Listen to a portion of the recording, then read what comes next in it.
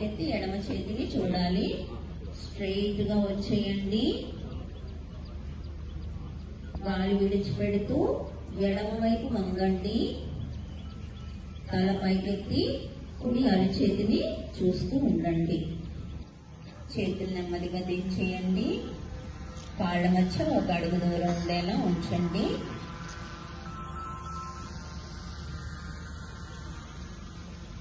మామూలుగా పడుకుని చేసేది శవాసనం అంటారు. మీరు ఇప్పుడు దించేసేయండి. ఇది మెడ కండరాలు, నరాలు అన్ని చెవులకు దగ్గరగా తీసుకొస్తారు. చేతులు కలపక్కర్లేదు. గాలి విడుస్తూ నెమ్మదిగా ప్రక్క నుండి క్రిందకు దించండి. భుజాన్ని తాకించండి. చేతులు రెండు ముందు మీ ఛాతీ వద్దకు తీసుకురండి. గాలితో వెనక నుండి క్రిందకు దించండి. తీసుకుంటూ ముందు నుండి పైకెత్తండి.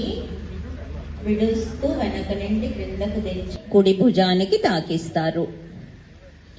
గాలి తీసుకుంటూ తిన్నగా వచ్చేయండి. విడుస్తూ ఎడమవైపు తిరిగిపోండి. మీ ఎడమ చెయ్యి పూలు వెనక్కి తిరిగిపోవాలి. తీసుకుంటూ తిన్నగా వచ్చేయండి. విడుస్తూ ఎడమ వైపు తిరగండి. గాలి తీసుకుంటూ తిన్నగా వచ్చేయండి. నెమ్మదిగా చేతులు దించేయండి. రిలాక్స్.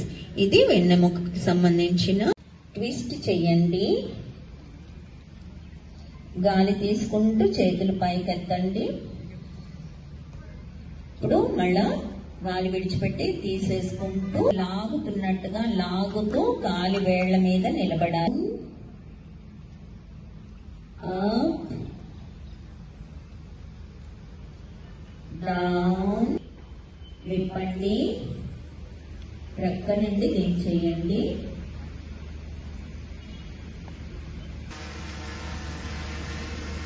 గాలి తీసుకుంటూ నెమ్మదిగా తల చేతులు పైకెత్తేయండి.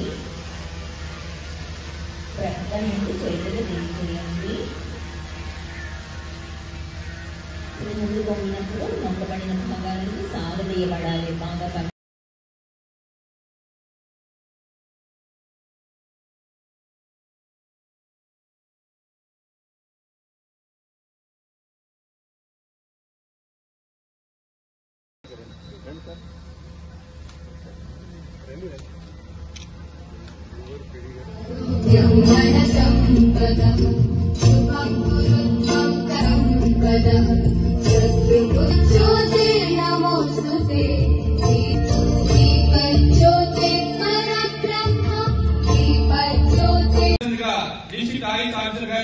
రిక్వెస్ట్ చేస్తున్నామండి.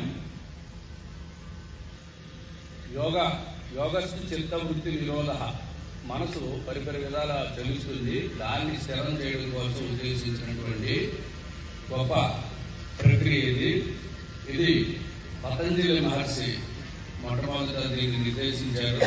యోగ దర్శనం పేరిట పతంజలి రచించారు. విద్యావంతులు, అవకాశం ఉన్న వాళ్ళు ఆ గ్రంథాన్ని ఒకసారి పఠిస్తే వాటికి యోగా అనేది క్లియర్గా అర్థమవుతుంది. భారతీయ సనాతన ధర్మంలో షడ్దర్శనాలు ఉన్నాయి. శాంతి దర్శనం, వైశేషిక దర్శనం, న్యాయ దర్శనము మరియు యోగ దర్శనం, పూర్వ మీమాంస, ఉత్తర మీమాంస అని. అందులో యోగ దర్శనం అనేది అష్టాంగ యోగ మార్గాన్ని తెలియజేసింది. ఈ అష్టాంగ యోగ మార్గం అనేది యమ, నియమ, ఆసన, ప్రాణాయామ, ప్రత్యాహార, ధారణ, ధ్యాన, సమాధి. ఇవి అష్టాంగాలు. ఈ అష్టాంగాల్లో ముఖ్యంగా పూర్వాంగాలు, పరాంగాలు రెండు ఉంటాయి. పూర్వాంగాలు